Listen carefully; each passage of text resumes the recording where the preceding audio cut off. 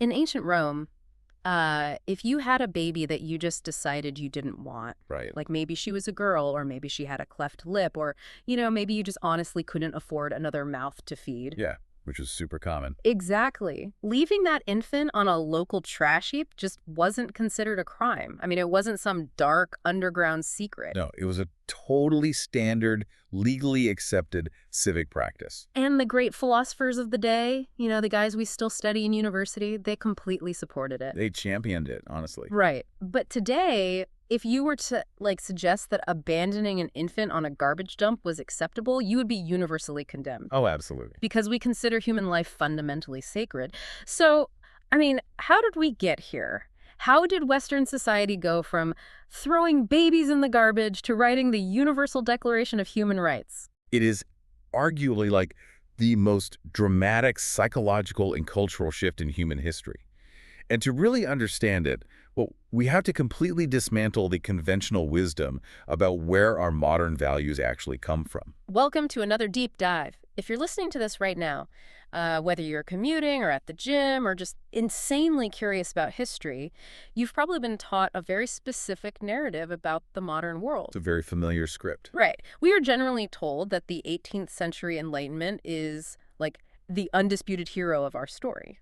We're taught that secular philosophers birthed reason and liberty and human rights, and that religion, well, specifically Christianity, was this dark, oppressive obstacle that science and progress just had to bravely overcome. Yeah, that is the dominant cultural script. But when you actually dig into the historical architecture of Western civilization, I mean, that entire narrative gets turned completely upside down. Today, our mission is to unpack a massive stack of historical, sociological, and legal sources that argue something incredibly profound. And honestly, pretty mind-blowing.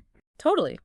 They argue that the very foundations of our modern world, things like modern science, global healthcare, human rights, and even our educational institutions, were fundamentally constructed by Christianity. We're pulling from historians like Tom Holland, sociologists like Rodney Stark, legal scholars like John Witt Jr., and these deep philosophical essays on the origins of the scientific method. And their collective thesis is just fascinating. They argue that modern secular ideals aren't actually secular in their origin. Right, they are deeply Christian concepts, basically wearing a secular disguise. Yeah. It forces a complete reevaluation of how we understand, the air we breathe today. Now, before we jump into the deep end, we really need to pause for a very clear disclaimer. You, as the listener, know that on this show, we go where the sources take us. We follow the paper trail. Exactly. And today, these texts touch on highly politically charged themes, intense ideological debates, and contrasting worldviews. I mean, from Marxism to modern secular liberalism, all the way to deeply held theology. It's heavy stuff. It is. So we want to be crystal clear. We are not endorsing any specific political viewpoint. No. We are not taking sides in modern culture wars, and we are absolutely not here to preach or advocate for a specific religion. Right. Our job is simply to impartially report on the fascinating, sometimes controversial arguments contained within these specific texts. We are operating strictly as historical and sociological detectives today. I like that. We're just tracing how a specific set of ideas cascaded through centuries to shape the institutional and moral reality of the world you inhabit today. So let's start with the ultimate disruption. Because before a society can even conceptualize building a hospital or drafting a legal constitution, it has to answer the most basic question imaginable. Which is, what is a human being actually worth? Exactly. And to grasp how radical the Christian answer was, we have to vividly understand the world that existed before it. We really need to strip away the Hollywood filter from classical antiquity, I think. Yeah, because when we picture ancient Greece and Rome, we tend to visualize pristine white marble statues, right? And lofty philosophical debates in the forum, democracy, guys in togas. But historian Tom Holland's book Dominion, which we have an extensive review of in our stack, paints a starkly different reality. I mean, the classical world was unapologetically terrifying. It was an ecosystem built entirely on power, dominance, and fate. Yeah, in antiquity, your moral worth was directly correlated to your physical strength, your wealth, and your status. The absolute domination of the strong over the weak wasn't considered a tragedy or a failure of the system. It was the system. It was the accepted, natural, moral order. Let's get into the specifics, because the details in Tom Holland's work are chilling. Think about Sparta. Oh man, Sparta. Right. We glorify them in movies as these ultimate warriors, but Spartan law legally mandated the death of deformed or sickly infants. Yeah, a council of elders would literally inspect a newborn. And if it wasn't robust enough to become a soldier or, breed soldiers, it was thrown into a chasm. Just tossed away. And this wasn't just a military extreme. Aristotle and Plato, the foundational pillars of Western logic and philosophy, they actively advocated for infanticide. They really did. They saw it as a completely necessary tool for population control and for ensuring the genetic strength of the state. Then you have the Stoic philosopher Seneca. Oh, this quote is wild. It is. Stoicism is incredibly popular today, right? Among tech CEOs and self-help gurus for its focus on rationality and resilience. But Seneca wrote, just completely casually, he said, "We drown even children who at birth are weakly and abnormal." He wasn't confessing to a crime there. Not at all. He was stating a mundane fact of life. That quote from Seneca is so crucial to understanding the classical mindset. To the Roman mind, destroying a weak infant wasn't cruelty, it was practical civic hygiene. Civic hygiene. That is such a dark phrase. Right. There was absolutely zero concept that a human life possessed intrinsic, unalienable value simply by virtue of existing. If you couldn't contribute to the glory of the state, or if you were born a slave, or if you were a conquered barbarian, you were essentially categorized alongside livestock. You were property, or you were just expendable. Which brings us to the disruption.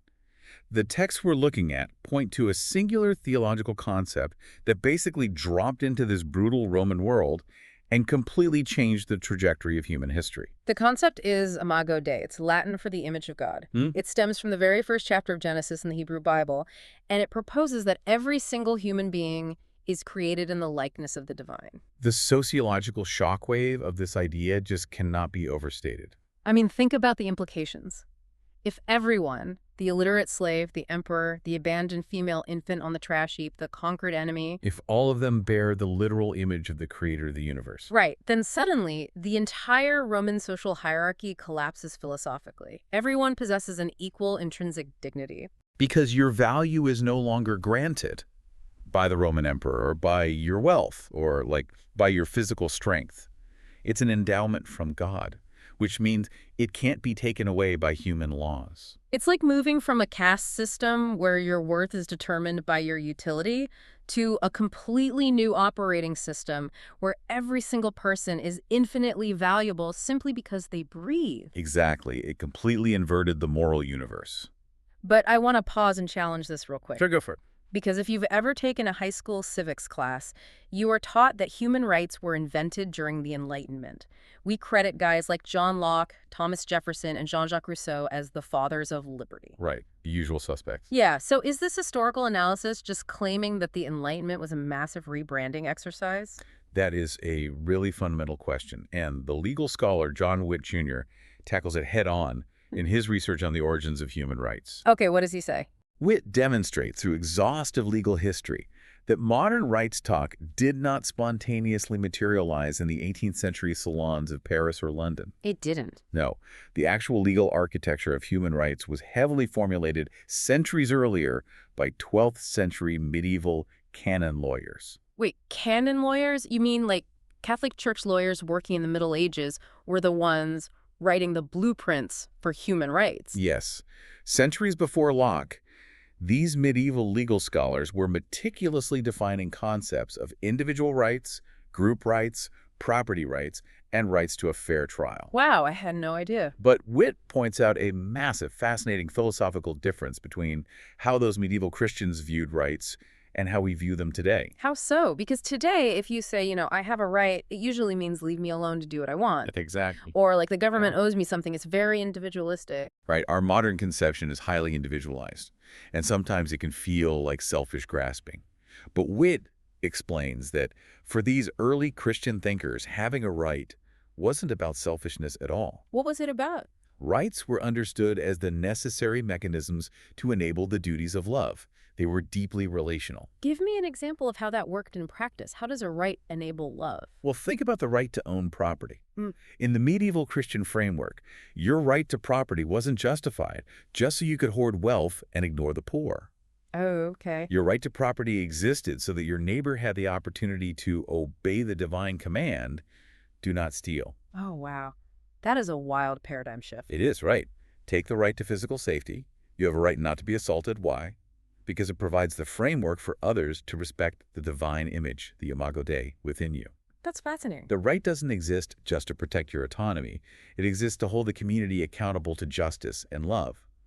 The right is the legal boundary that allows a moral society to function. So claiming a right wasn't an act of arrogance, it was an act of holding society to a divine standard of mutual care. Yes, exactly. And the sources detail how this radical belief in equality immediately played out in the streets of ancient Rome, deeply scandalizing the pagan elites. Oh, they hated it. I bet. For instance, early Christians systematically rescued those exposed infants from the trash heaps. They would literally go to the dumps, find the babies, who were overwhelmingly female, by the way, because girls were seen as financial burdens. Right, and they would raise them in their own homes. They also completely disrupted the economic desperation of women. Under Roman law, if a woman was widowed, she was under immense pressure to remarry quickly. Yeah, often into terrible situations just to survive financially. Exactly. But the early church created massive financial support networks for widows, granting them unprecedented independence. And then there's the sexual double standard. We tend to think of the Roman era as a time of, sexual freedom, but it was actually incredibly predatory. Very predatory. A married Roman man was entirely legally and culturally free to have extramarital sex with slaves, prostitutes, or concubines. But if his wife did the same, she faced severe punishment. It was incredibly one-sided. But Christianity arrived and demanded absolute marital fidelity from both men and women. They applied a single moral standard, which drastically elevated the security and social status of women. But perhaps the most explosive social consequence of the Imago Dei theology was its collision with the institution of slavery. Yes, let's talk about slavery. A huge portion of the Roman Empire's population consisted of slaves. I mean, they were the engine of the economy. The source material from the Christian Institute brings up the Apostle Paul's letter to the Galatians, written in the 1st century. Paul writes, "There is neither Jew nor Gentile, neither slave nor free, nor is there male and female, for you are all one in Christ Jesus." We hear that verse today and it sounds like a nice poetic sentiment. But in the 1st century, it was ideological dynamite. Imagine a Roman house church on a Sunday morning. You have a wealthy Roman patrician, a master of an estate, sitting down at a table to take communion. Okay. And sitting right next to him, eating the exact same bread and drinking from the exact same cup, is his slave. And in that moment, under that theology, they are absolute equals. They are brothers. Exactly. Wow. It completely undermined the psychological foundation of pagan social hierarchy. It had to. If you genuinely believe your slave is your spiritual equal, adopted by the same God, the brutal mechanics of Roman slavery just become impossible to justify over the long term. And the historical record backs this up. The sources note that by the 11th century, chattel slavery had been largely eradicated across Christendom and Europe. Yeah, which is a massive shift. Now, obviously, history is complicated and very dark, and centuries later, the transatlantic slave trade emerged, creating a massive, horrific new chapter of human bondage, Right. often tragically perpetrated by nations that called themselves Christian. Yes, the texts definitely don't shy away from that dark reality. However, they emphasize a crucial historical fact. When the movement to abolish the transatlantic slave trade finally gained unstoppable momentum, it was grassroots evangelical Christians who drove it. People like William Wilberforce in England. Precisely. The abolitionists didn't use secular economic arguments to fight slavery. They wielded the theology of Imago Dei. They argued that you just cannot chain and buy a human being who bears the image of God. And that specific theological legacy continues right into the present day. The sources cite modern research on this, too. Sociologist Laura Campbell studied contemporary evangelical young women and found that this exact doctrine, the belief that they are made in the image of God, provides them with a deeply empowering self-understanding in a modern culture that, often commodifies women's bodies. Furthermore, if you look at the organizations on the front lines fighting modern human trafficking and forced labor today, groups like the International Justice Mission, they're explicitly motivated by this exact same Christian theology. The conviction that humans are not property is inextricably linked to the belief that they are divine image bearers. Right. So we've established how this theology provided the philosophical hardware for human rights and equality, But an idea like that can't just stay trapped in a medieval legal textbook or a theological debate. No, it has to move into the real world. Exactly. If you truly believe the beggar on the street or the leper or the plague victim bears the image of God, how does that change the way society deals with physical suffering? Which brings us to a massive shift in human history, the invention of the hospital. It's a natural progression, really. If you believe the physical body is a temple of the Holy Spirit, you cannot turn a blind eye to physical disease. You just have to act. Now, to be fair to the ancient world, it's not like medicine didn't exist before Christianity. No. We have Hippocrates in Greece, we have Galen in Rome. Yeah, they understood anatomy, they performed surgeries, they utilized medicinal herbs. They were brilliant observers of the natural world. But medical historians point out a glaring omission in pagan society. There was absolutely no religious or moral imperative to tend to the sick, especially the poor. Right. If you were a wealthy Roman senator and you got sick, you hired a private physician. But if you were a peasant... If you're a peasant, you were largely on your own. Pagan religions offered sacrifices for victory in war or for a good harvest, but they rarely, if ever, offered organized charity. Sickness was often viewed as a curse from the gods, a punishment, or simply your unavoidable fate. There was no institutional safety net whatsoever. But Christians operated under a completely different set of instructions coming directly from the teachings of Jesus. You have the parable of the Good Samaritan, which redefined neighbor to include a wounded, despised stranger on the side of the road. Yeah. And even more radical is the passage in the Gospel of Matthew chapter 25, where Jesus essentially says, I was hungry and you gave me food, I was sick and you looked after me. And when the disciples ask when they did this, he replies, whatever you did for one of the least of these brothers and sisters of mine, you did for me. That specific teaching fundamentally rewired human behavior. It equated serving the poorest, sickest person in society with directly serving God himself. Wow. You see this codified later in the Benedictine rule, which guided monastic life in Europe for centuries. It explicitly commanded monks that the care of the sick is to be placed above and before every other duty. It wasn't a side project, it was their primary sacred obligation. Exactly. And we see how this played out in real time during some of the most horrific moments in ancient history. The sources detail the brutal plagues of the 2nd and 3rd centuries. We're talking about massive outbreaks of smallpox and measles, like the Antonine Plague, which decimated the population of the Roman Empire. The historical accounts from those plagues are just apocalyptic. I can't even imagine. When the symptoms started showing up in a neighborhood, wealthy Romans and pagan elites would literally throw their infected family members into the streets to distance themselves from the disease. They threw their own families out. Yes. Even the famous physician Galen, he fled Rome for his country estate to escape the plague. But the Christians stayed.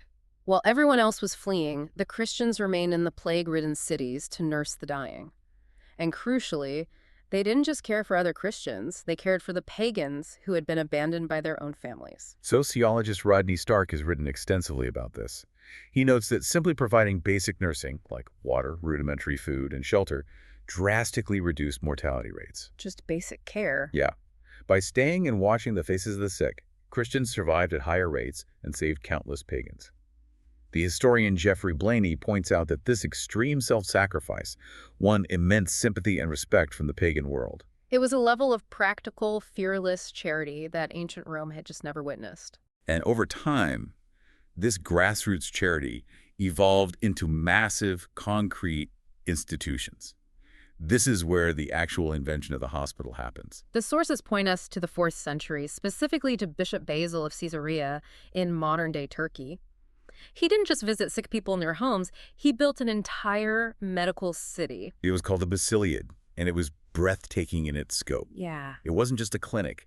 It was a comprehensive care complex that included a soup kitchen, a homeless shelter, an orphanage, a rehabilitation center for thieves, and a dedicated hospital with specialized wards for different diseases. And Basil wasn't just like the administrator sitting in a corner office. The historical records show he personally worked in the soup kitchen, putting on an apron and serving the poor. He was in the trenches. Exactly, and he was adamant about treating absolutely everyone. There's a fantastic quote from him in the text where he refuses to discriminate based on religion. He declared the digestive systems of the Jew and the Christian are indistinguishable. That moment right there is the seed of global universal healthcare. It really is. As the Roman Empire fell and Europe entered the Middle Ages, it was the church that scaled this concept.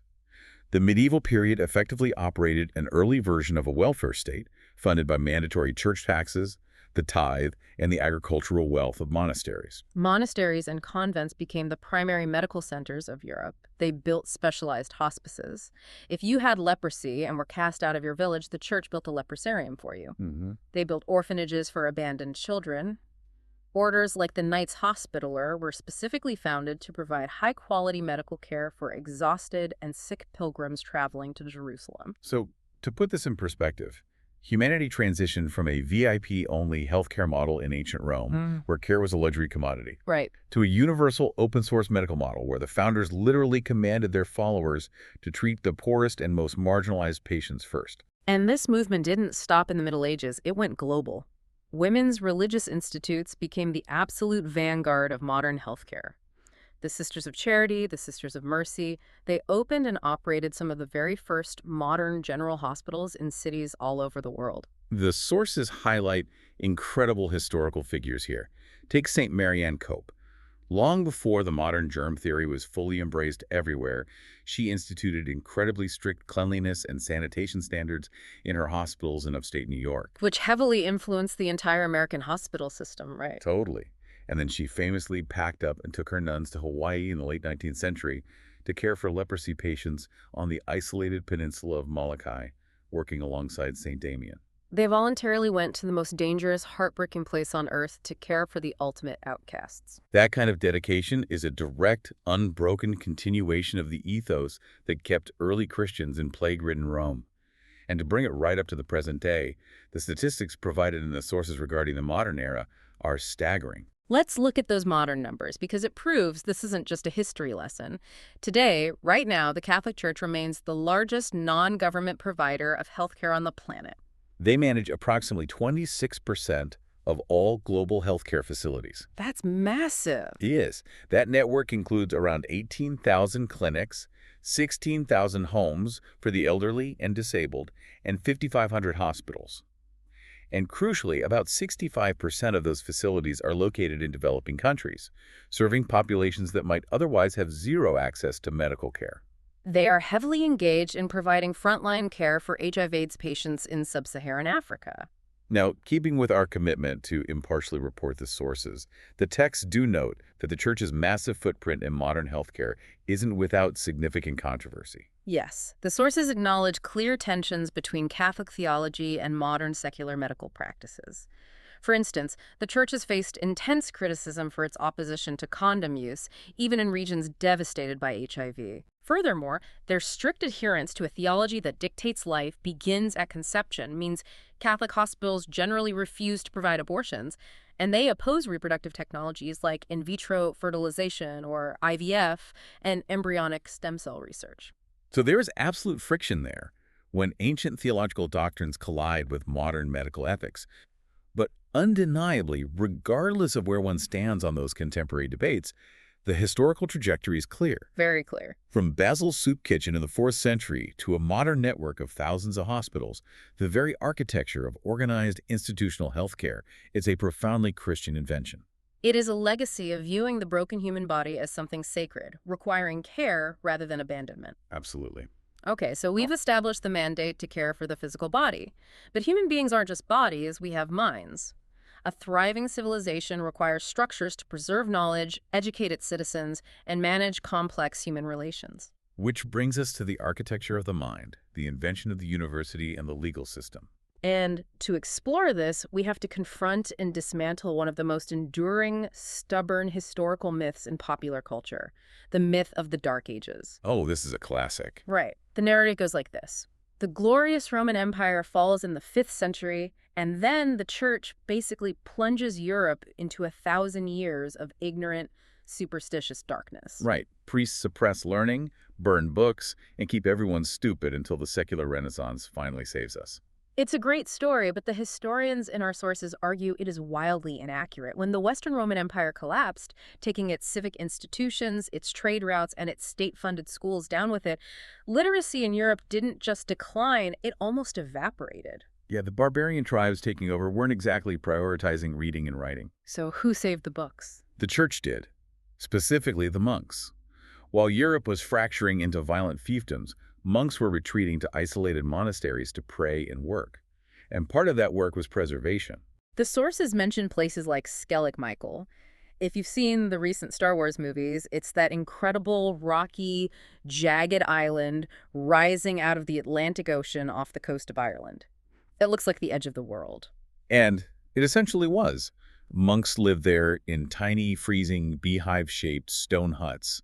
And what were they doing while the wind howled outside? They were meticulously copying manuscripts by candlelight. Yes, they were copying the Bible, of course, but they were also copying classical Greek and Roman texts, poetry, philosophy, history. Think about the physical toll of that. They were slaughtering sheep to make vellum pages, mixing ink by hand, and sitting in freezing scriptoriums for 10 hours a day, copying texts letter by letter. It was grueling work. Without those monks acting as a massive cultural hard drive, much of classical antiquity would have been lost to history forever. Exactly.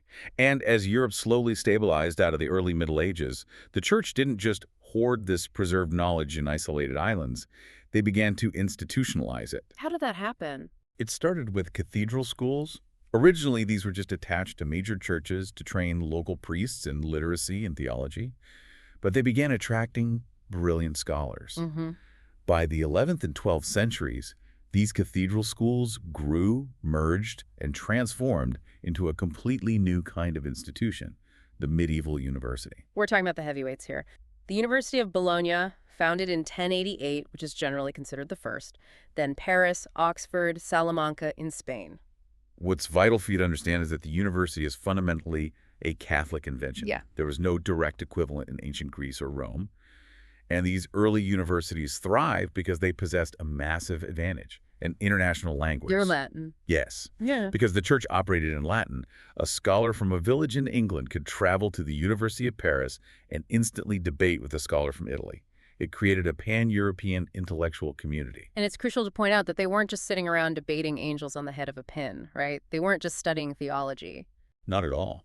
The university curriculum included the humanities, civil law, medicine, and natural philosophy, which is what they called science back then. Oh, interesting. The environment, while certainly operating within a Christian theological framework, actually encouraged a tremendous freedom of inquiry and fierce debate. The sources highlight several pioneering monastic scholars who flourished in this environment. You have figures like Albert the Great, a Dominican friar in the 13th century who was essentially a pioneer of biological field research. He was meticulously cataloging plants and animals. And then Robert Grosseteste at Oxford, who was an early expositor of a systematic method of scientific experimentation. And alongside this explosion of education, you have the development of sophisticated law. We touched briefly on the canon lawyers earlier regarding human rights, but the texts emphasize that canon law, the internal legal system of the Catholic Church, was actually the first modern Western legal system. Wait, older than English common law? Yes. It predated and heavily influenced both European civil law and English common law traditions. It introduced concepts of evidence, witness testimony, and legal procedure that we still use today. And out of this rich soup of university debate and legal framework emerges one of the most important intellectual figures in history, Thomas Aquinas in the 13th century. Aquinas is a titan. The context here is that the lost texts of Aristotle were being rediscovered in Western Europe, largely via Islamic scholars who had preserved them. Right. Aristotle was brilliant, but he was a pagan. Many conservative churchmen wanted to ban his works, fearing they would corrupt Christian doctrine. So there's massive intellectual friction. Do we ban the smartest guy from antiquity because he didn't read the Bible? Exactly.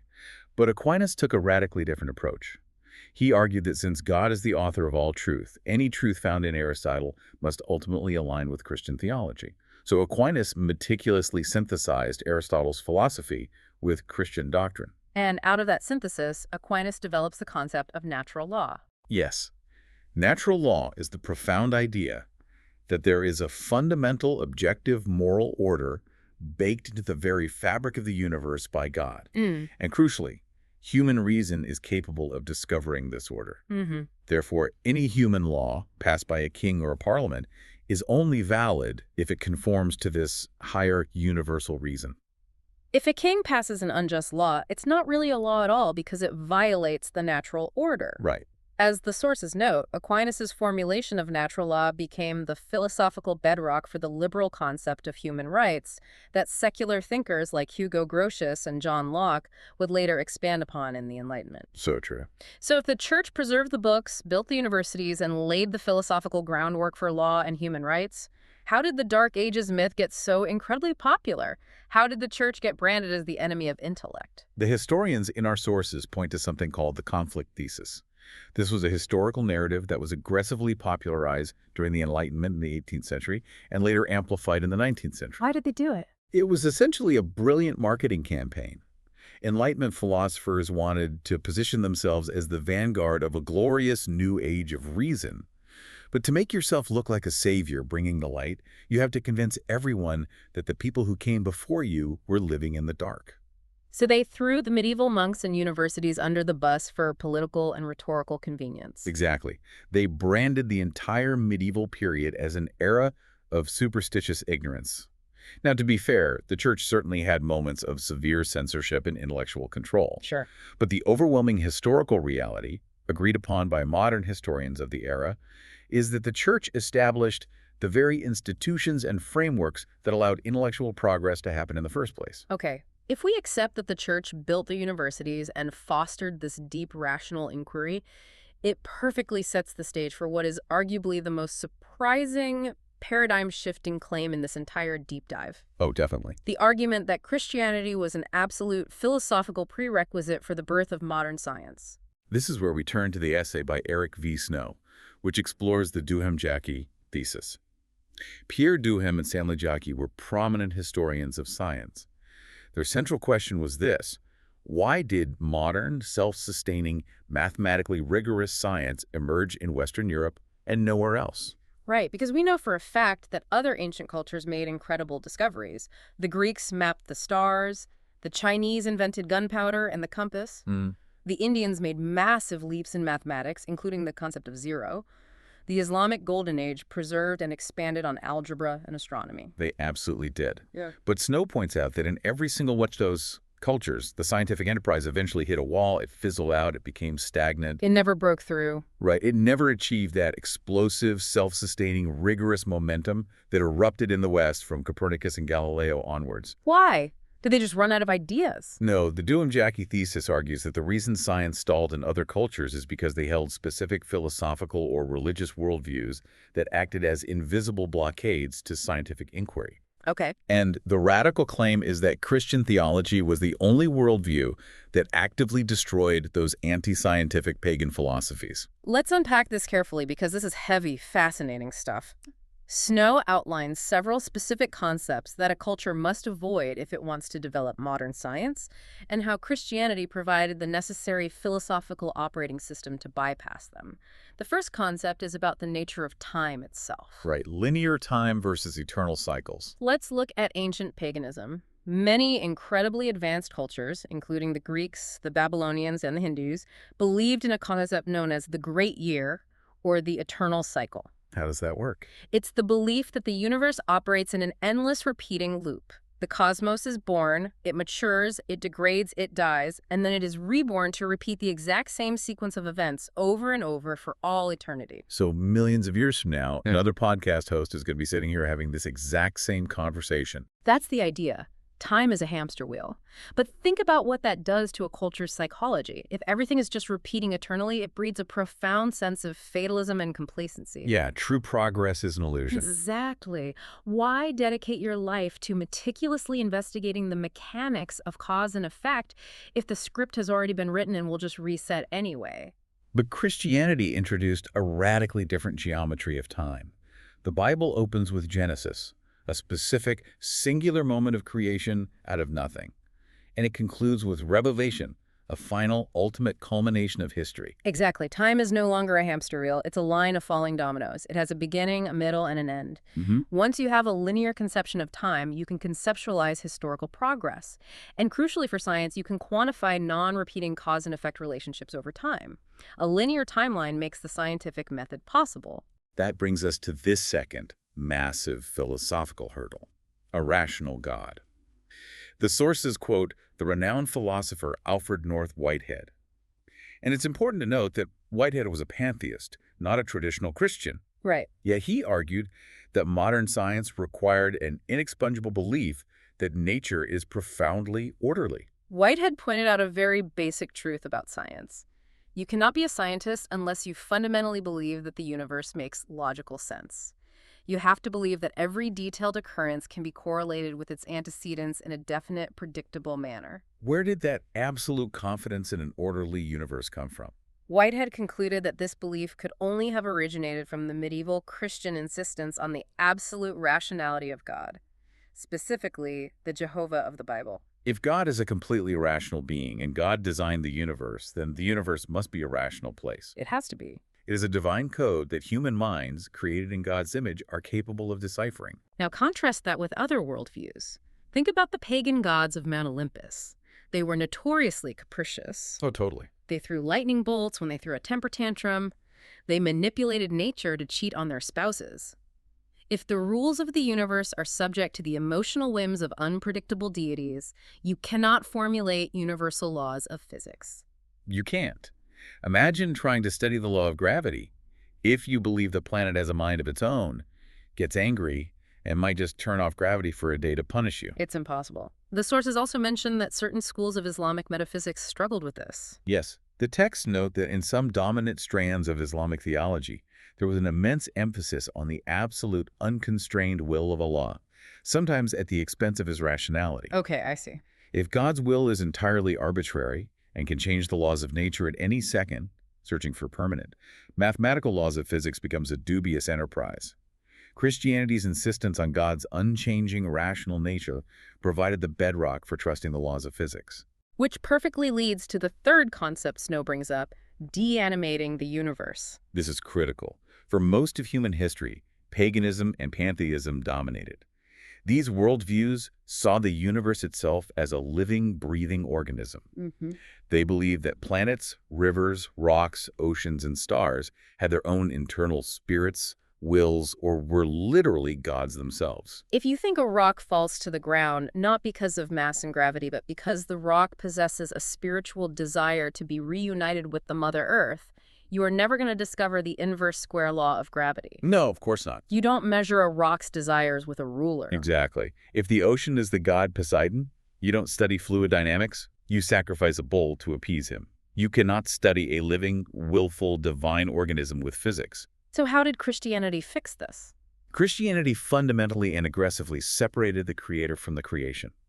Genesis declares that God made the sun and the moon. They are not gods themselves. Right, they're just things. The universe is not divine. It is merely an artifact, a mechanism built by God. By stripping nature of its divinity, by de-animating the universe, Christianity gave scientists the theological permission to measure it, dissect it, and quantify it without committing blasphemy. Nature was downgraded from a god to be worshipped to a machine to be studied. And then there's the fourth concept, which specifically addresses why science struggled in ancient India, rejecting the concept of Maya. The Hindu concept of Maya suggests that the material world, the physical data our eyes and ears receive, is ultimately an illusion. It's all a mirage. The true, ultimate reality is entirely spiritual, and the goal is to escape the physical illusion. Well, if you deeply believe that the physical world is just a mirage, you are absolutely not going to dedicate your entire life to meticulously measuring the diameter of a plant stem or, charting the orbit of a planet. Why would you? Doing so would be spiritually counterproductive. It is inherently anti-scientific. But Orthodox Christianity fiercely defended the reality and goodness of the physical world. The core doctrines of the faith demand it. You have the incarnation, the belief that God literally took on physical human flesh, sweat, and blood. And you have the doctrine of the bodily resurrection of Jesus. Those doctrines prove to the Christian mind that the material world isn't a dirty illusion to be escaped. It is profoundly real, it is inherently good, and it is entirely worthy of rigorous, deep study. So when you synthesize all of this, the Duhem-Jaki thesis argues that Christianity didn't just passively smile upon science. It acted as a cultural and philosophical bulldozer. It really did. It cleared away the massive pagan blockades of cyclical time, capricious gods, living planets, and physical illusions. It essentially installed the stable operating system that allowed the application of the scientific method to finally run without crashing. Now, a lot of what we just discussed centers on the early church and the medieval Catholic framework. But the sources also bring in a fascinating Protestant angle through something called the Merton thesis. Right, so sociologist Robert K. Merton shifted the focus to the 17th century scientific revolution in England. His thesis argues that Protestantism, specifically English Puritanism and German Pietism, was a massive, direct driver of experimental science. Why the Puritans? We usually picture them as the people who banned dancing and wore buckles on their hats. How did they become the engine of laboratory science? It comes down to their intense theology of work and calling. Puritans believed deeply that one could come to know the mind of God not just by reading the Bible, but by meticulously studying his creation. They viewed the laboratory almost as a second sanctuary. So doing science was literally an act of worship. Yes. Merton argued that the ascetic, highly disciplined values of Protestantism, like hard work, empiricism, distrust of blind tradition, they translated perfectly into rigorous laboratory methods. That makes a lot of sense. It wasn't just a hobby for wealthy gentlemen, it was a religious justification for investigating nature. The mindset was, just as the Christian is known by the fruits of his moral behavior, the knowledge of God's magnificent design can only be attained through a painstaking knowledge of his physical works. And when you look at the historical record, the names back this up incredibly. The sources list a stunning roster of the foundational figures of the scientific revolution who were devout, practicing Christians, explicitly motivated by their faith. Yeah, you have Copernicus, Galileo, Kepler, Isaac Newton, Robert Boyle. Take Johannes Kepler, who discovered the laws of planetary motion. He literally described his astronomical work as thinking God's thoughts after him. Wow. Or Robert Boyle, the father of modern chemistry. He wrote extensively about how his scientific experiments were a way of glorifying the creator. And this tradition of devout scientists continued long past the 17th century.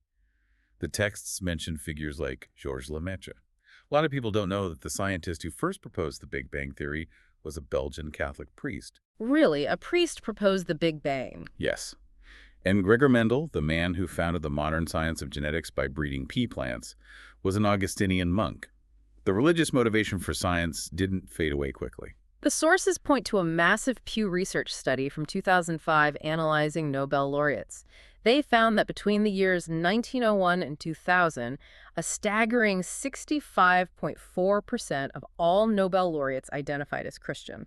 Over 65%. That statistic alone completely shatters the popular cultural idea that science and religion have always been engaged in a brutal zero-sum war. It absolutely does. Now, you might be thinking, what about Galileo? Oh, everyone brings up Galileo. Right, the famous Galileo affair, where he was put under house arrest by the Inquisition for claiming the Earth revolved around the sun. That is constantly cited as the ultimate proof of this eternal warfare between science and faith.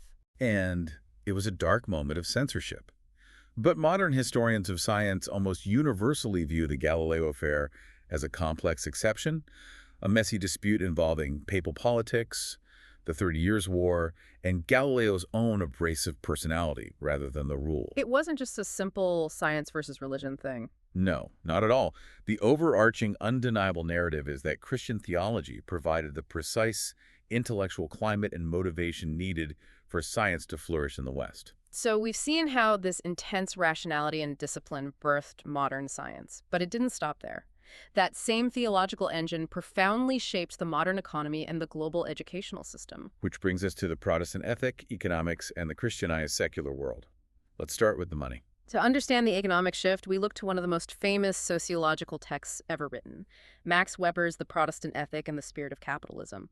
Weber analyzed how Protestantism, specifically Calvinism, fundamentally altered human economic behavior. Walk me through the mechanics of that.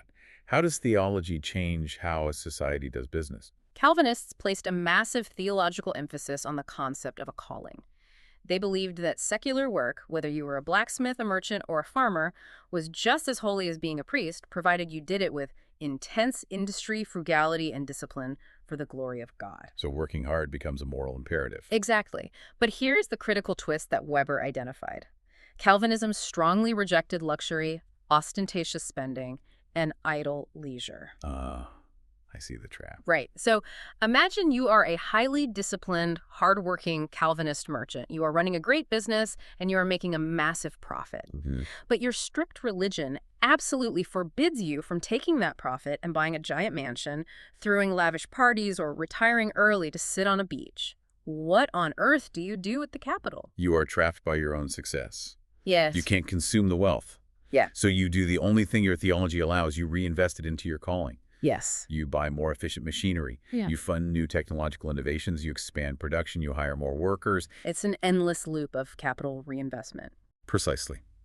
Weber argued that this unplanned, religiously motivated cycle of mass reinvestment acted as a massive catalyst for the Industrial Revolution and the birth of modern capitalism. It's wild that it was an unintended consequence. The growing economy, the new scientific discoveries, and technological advancements all reinforced each other in a massive feedback loop fueled entirely by Protestant ascetic theology. And alongside this explosion of economic activity, there was an educational revolution that completely transformed society.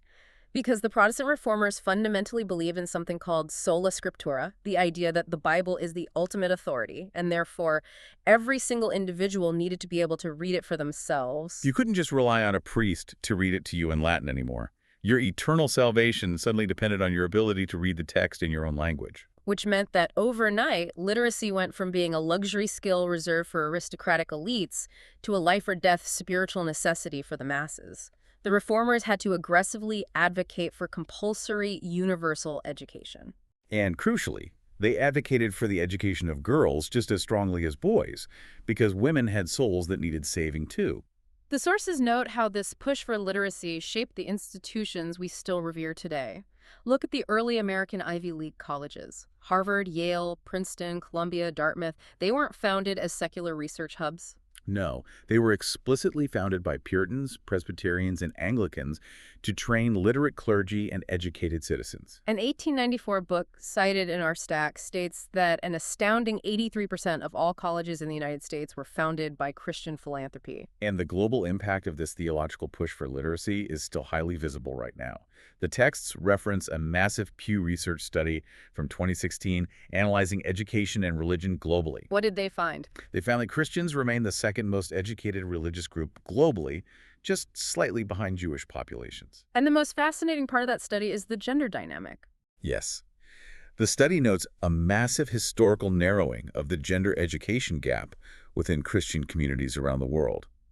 Scholars directly trace this back to those early Protestant reformers who insisted on female literacy. That makes total sense. When you mandate that women must read the scriptures, you inadvertently create a culture that values and institutionalizes female education for centuries to come. It is absolutely astounding how these theological imperatives just rippled outward, shaping the secular structures, our schools, our economy, our hospitals, that we take completely for granted today. It really is. Which brings us to the grand conclusion of Tom Holland's book, Dominion, as brilliantly synthesized in Chris Green's review. And I'll warn you, this is perhaps the most provocative, mind-bending point of this entire deep dive. Holland's ultimate thesis is a study in historical irony.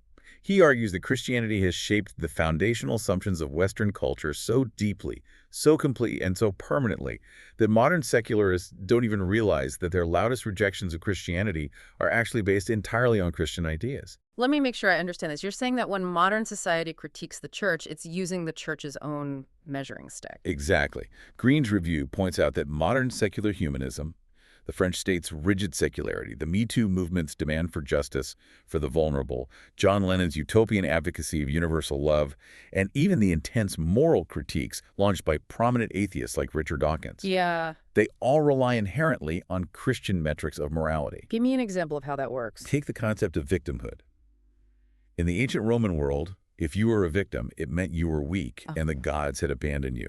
You deserve no pity, you deserved your fate. Wow. But today, if someone is victimized, our culture immediately grants them immense moral authority. We rally to protect them. Where did that reflex come from? It came directly from the Christian worship of a victim, a god who was tortured and crucified by the state. Wow. So our culturally ingrained instinct to protect the weak, to advocate for universal human rights, to demand fundamental equality, these are not universal, self-evident truths that every human culture just organically develops on its own. No, they are not. As we saw with the Greeks, the Romans, and the Spartans, the natural default state of human society is often the exact opposite. The absolute dominance of the strong over the weak. Exactly. The very concept that a victim deserves justice is a deeply, uniquely Christian inheritance. So, if secular humanism is essentially, as the saying goes, Christianity minus the doctrine, it raises a terrifying question. What happens to those moral structures, like human rights, hospital care, and protecting the weak, if society completely forgets where they came from? Can a cut flower keep blooming indefinitely once it's separated from its roots? That is the exact existential question Holland grapples with at the end of his book. The review recounts a deeply chilling moment when Holland, as a journalist, visited territories in the Middle East that had been conquered by ISIS. What did he find? He was confronted with a society that had genuinely, intentionally stripped away all Christian and Western liberal values.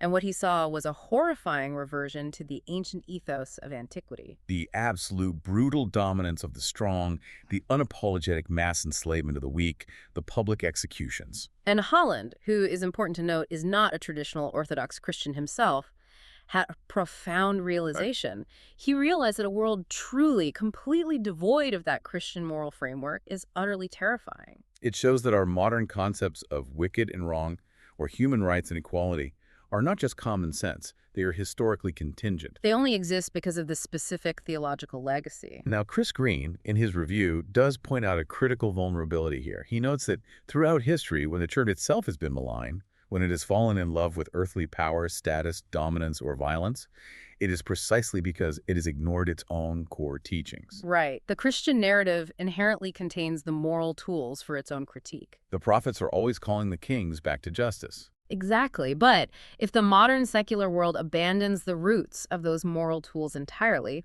if it throws out the theology that birthed the morality, what sustains the moral structure in the long run? Will human rights survive if we no longer believe humans bear the image of the divine? That is a phenomenal summary of an incredibly dense, fascinating journey through these historical sources. We've covered a massive amount of ground today. We really have. We started in the brutal, fatalistic streets of ancient Rome, where throwing an infant on a trash heap was civic duty, and we witnessed the radical introduction of Imago Dei, the idea that every human bears the divine image, which quite literally birthed the legal framework of human rights. We saw how that same theology drove early Christians to stay in plague-ridden cities, leading to the invention of the hospital and a global healthcare network out of a sacred duty to care for the physical body. We tracked how monks preserving classical texts in freezing stone huts evolved into the cathedral schools, and eventually the universities that built the architecture of the modern mind. And we unpacked the great paradox of the scientific revolution, that it wasn't a rebellion against faith, but rather it was Christian theology's insistence on a rational creator, a de-animated universe, and a linear timeline that provided the exact philosophical operating system modern science needed to finally launch and sustain itself. From the abolition of slavery to the work ethic that built modern economies, the uncredited, profound, positive impact of this faith on the foundations of Western civilization is simply staggering. And as we wrap up this deep dive, I want to leave you with a final provocative thought drawn from Eric V. Snow's essay on the origins of science. We didn't touch much on his critique of modern environmentalism during the main discussion, but it connects deeply to everything we've just talked about. Oh, so? Snow notes that some modern environmental critics heavily blame Christianity for our current ecological crises. They point to the biblical mandate in Genesis to have dominion over the earth, arguing that this theology taught Western civilization to relentlessly exploit and strip mine nature for profit. That is a very common critique. It is. And in response, some segments of the modern environmental movement advocate for pivoting away from Western paradigms entirely. They look toward New Age philosophies or Eastern animist traditions, worldviews that essentially reanimate the universe. They suggest we should view the Earth itself, Gaia, as a living deity, a spirit to be worshipped and appeased rather than managed. But wait, if we go back to our deep dive into the Duhem-Jaki thesis. Oh, I see where you're going with this. Think about the implications. If we as a society revert to believing that nature is a living, unpredictable organism with its own will and spirit. If we undo the de-animation of the universe that Christianity accomplished, how long can the scientific method actually survive? Wow, because you can't run rigorous mathematical physics on a living deity. If we discard the theological roots that demystified the universe, do we eventually lose the capacity for the very science that grew from it? Can the fruits of Western progress, our science, our medicine, our human rights, outlive the deliberate rejection of the theological roots that grew them? Can the cut flower keep blooming indefinitely? It's something for you to deeply ponder the next time you walk into a hospital, or read a scientific journal, or vote for human rights. If you rip out the foundation, it's only a matter of time before the house begins to settle. Thank you so much for joining us on this deep dive into the hidden architecture of our world. Keep exploring, keep questioning, and keep learning.